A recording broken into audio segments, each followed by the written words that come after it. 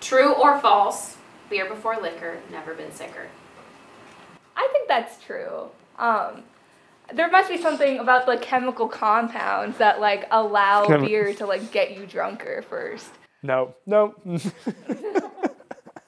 Liquor before beer. Oh wait, where was it again? True for me.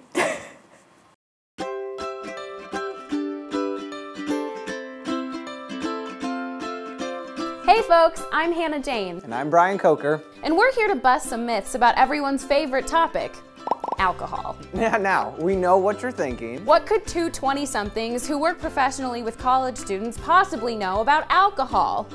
Well, quite a bit actually. See, Hannah and I work in a residence hall, and that means we interact with students every single day. So we began to wonder, what are students' actual perceptions of alcohol? So there was only one thing to do. Ask. Why do you think college students choose to drink alcohol? I don't know, they just want to get away, I guess. It's some means to socialize. Yeah, I think it's like the work hard, play harder mentality. Yeah, and we work hard here. Yeah. And so we deserve it. It's fun, it makes you feel good, it makes it easier to talk to people. It seems like the easiest way to make friends. Like, you go to a party, people are drinking, it helps people be a little bit more free. If you had to guess, what percentage of our students binge drink, which means they have 5 or more drinks when they go out? Only 5? 33%? I would say something like 85%. Like 85%. I think anyone that goes out in college is going to have more than 4 drinks. Probably like 40%. Actually, 61% of underage Boilermakers don't binge drink when they choose to drink alcohol. This means they have 5 or less drinks when they go out. And there are plenty of students on campus who don't drink alcohol at all. In fact, 41.6% of Boilermakers under the age of 21 haven't had alcohol in the last month.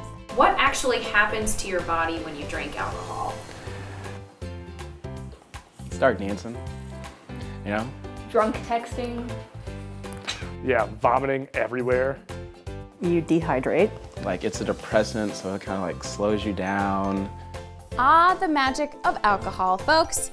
Yes, all of these things happen when you drink. So we know alcohol is a depressant, and that means it slows down certain parts of the body. Ever heard anyone with slurred speech? This is because the part of the brain that controls your motor functions has been impacted. Ever seen anyone with like really rosy cheeks when they've been drinking, or oh my gosh, they're so smelly and sweaty? Also signs that alcohol's entered the bloodstream. Maybe you've heard the term blackout or brownout. This happens when a person drinks an excessive amount of alcohol very quickly. The alcohol actually slows the blood flow to the brain, and the brain can't form new memories. It's simple biology, really. Drink a lot, don't remember a lot.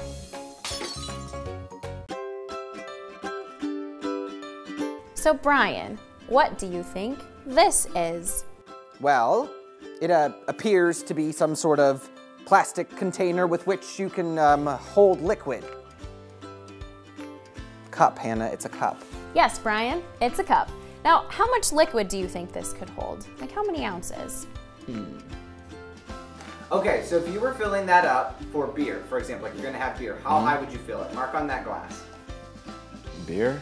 Yep.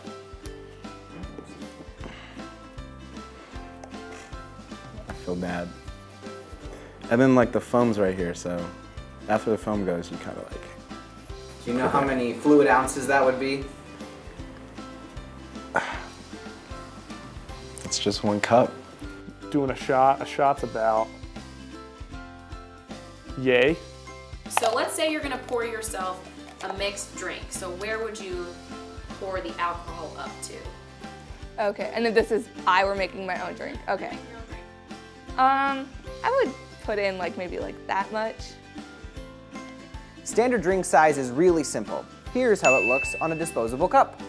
12 fluid ounces of regular beer, 8 to 9 fluid ounces of malt liquor, 5 fluid ounces of wine, and 1.5 fluid ounces of 80 proof liquor. And remember, make sure to watch who is pouring your drink, and don't drink from water bottles or unmarked containers.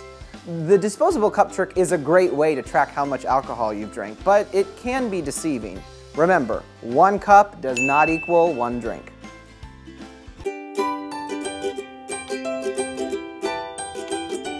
many drinks do you think the average body can process in 1 hour?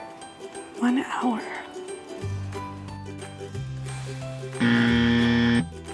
7? 1 standard drink per hour.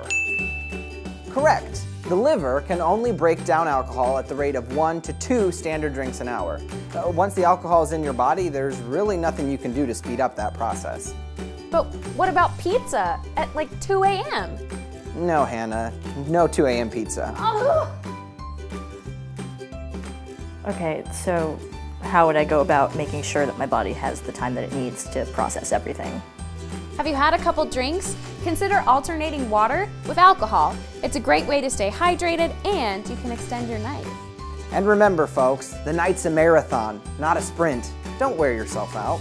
Okay, so real talk, Brian. They know about alcohol, they know about standard drink size, but what if someone's had too much, like they need to go to the hospital? Great question. Hannah's talking about recognizing signs of alcohol poisoning. This is when a person drinks large amounts of alcohol at a faster rate than the body can process it. This kind of drinking is really hard on your body, and it's deadly too. So you're not sure if your friends are consuming at the point of alcohol poisoning? Take a look. They pass out. If my friend was throwing up profusely, if they were unresponsive. Probably the eyes don't always go open. If they're clammy, overly sweaty sometimes is a thing. If they are unconscious after drinking, and it's not like they just went to bed. Irregular breathing, Cold, clammy, kind of blue skin, vomiting and not waking up. or total incoherence. These are all signs that someone's had too much to drink and probably needs some help. Sometimes we see students who don't call for their friends because they're afraid of getting in trouble. You should never be afraid of getting a friend the help they need. And there's a law to protect you. Purdue University recognizes the Indiana Lifeline Law. Let me tell you about it.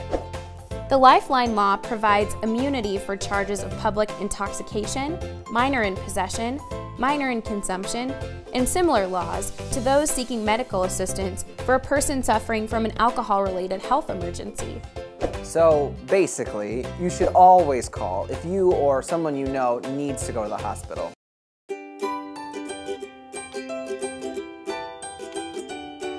Coffee, for sure.